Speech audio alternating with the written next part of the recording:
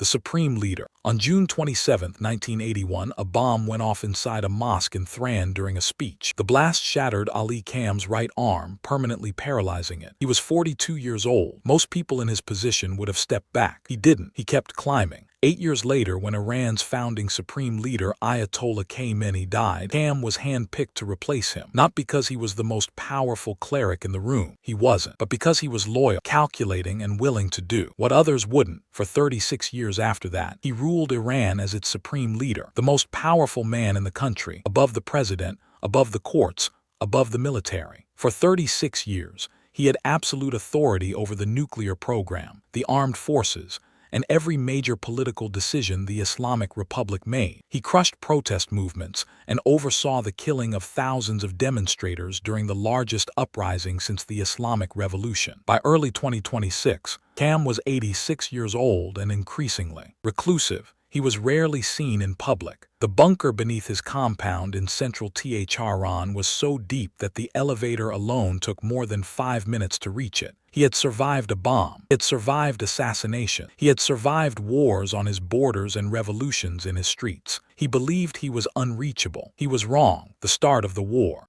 On the morning of February 28, 2026, the United States and Israel launched a massive coordinated military operation against Iran. It was called Operation Epic Fury by the Pentagon and Operation Roaring Lion by Israel. The stated goals were to destroy Iran's missile arsenal, its proxy networks, and prevent the country from ever obtaining a nuclear weapon. But there was a fourth objective that neither government officially announced: kill the leadership, and at the top of that list was Kam. The trigger was the collapse of nuclear negotiation. For weeks, American and Iranian diplomats had been meeting in Oman trying to reach a new deal. Those talks fell apart on February 27. Trump demanded Iran give up uranium enrichment entirely. Ka refused. Less than 24 hours later, the bombs were falling. At 2:30 in the morning U.S. Eastern Time, Trump released a pre-recorded video from Mar-a-Lago. While he was speaking, the first strikes were already hitting Tehran. The deadly strike. It was early Saturday morning in Iran, the first day of the work and school week. The city was waking up, and then the explosion started. Massive blasts ripped through downtown Tehran during the morning rush hour.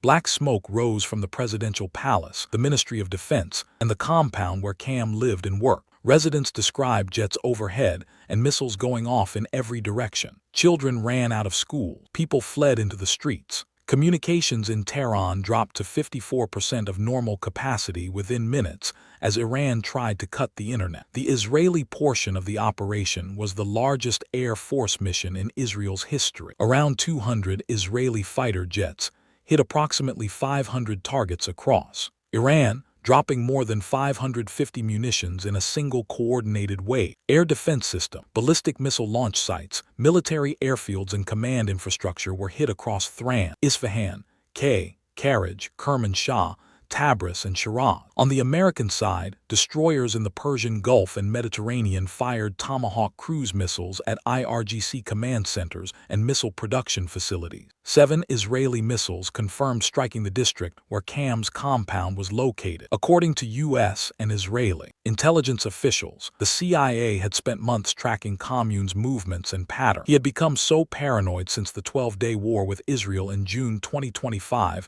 that he rarely left his compound. And when he did, it was unpredictable. But the intelligence teams learned something crucial. A meeting of senior Iranian officials was scheduled to take place at his compound on the morning of February 28. That intelligence changed everything. A senior U.S. defense official later said there was a deliberate decision to accelerate the strike timeline and take the target of opportunity. Khamenei was in his office inside Beit Rabari, his compound, when the missiles hit. According to Iranian state media, he was carrying out his assigned duties. He was not hiding. He was not in a bunker. He was at his desk. The strike leveled the buildings around him. Israeli intelligence officials later said his body was recovered from the rubble and identified. Khamenei was not the only one killed. IRGC commander Major General Mohammad Pakpur was killed in the opening wave. Defense Minister Brigadier General Amir Nasarzadeh was killed. Ali Shamani, Khamenei's personal advisor and secretary of the Supreme Defense Council, was killed. 4 senior commanders from Iran's intelligence ministry were killed. Israeli officials stated they had targeted 30 key leaders simultaneously across 3 separate sites where gatherings of senior officials were taking place.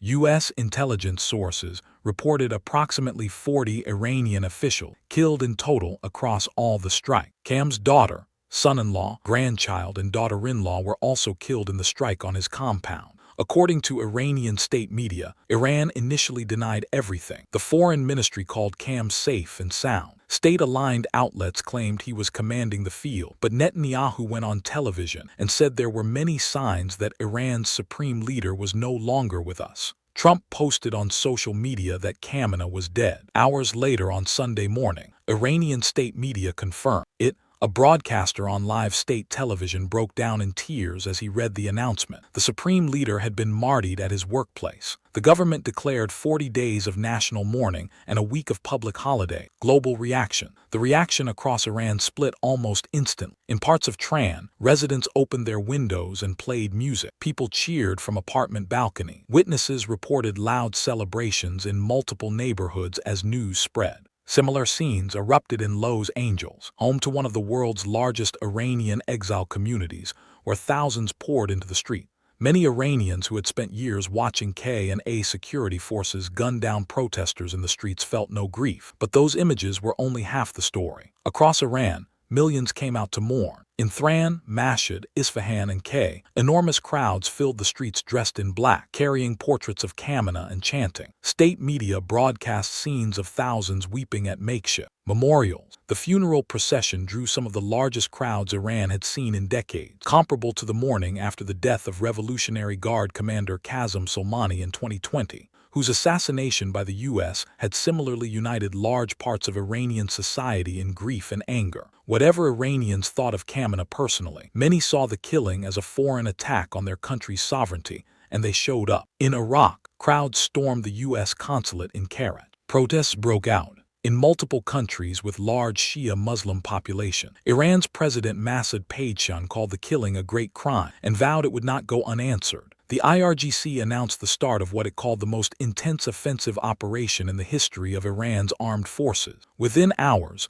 barges of ballistic missiles and drones were launched at Israel, Bahrain, Qatar, Saudi Arabia, Kuwait, and the United Arab Emirates. Iran also shut the Strait of Hormuz, one of the most critical oil transit routes in the world, to all shipping traffic. 3 vessels were struck by projectiles. Jordan, which hosts major U.S. military installations, shot down 49 Iranian drones and missiles, threatening its territory. The aftermath, the economic impact, was immediate. Oil prices surged on global markets as the Strait of Hormuz's closure triggered fears of a prolonged disruption to Gulf energy exports. Around 20% of the world's oil supply passes through that waterway. Airlines suspended flights across the Middle East. Markets across Europe, Asia opened sharply lower. Analysts warned that if the closure lasted more than a few days, energy prices globally could reach levels not seen in years. World leaders reacted within hours, some condemning the strike as a violation of sovereignty, others calling it a turning point. Ali Khamenei had survived a bomb in 1981 that permanently paralyzed his right arm. He had outlasted wars, revolutions, and decades of sanctions.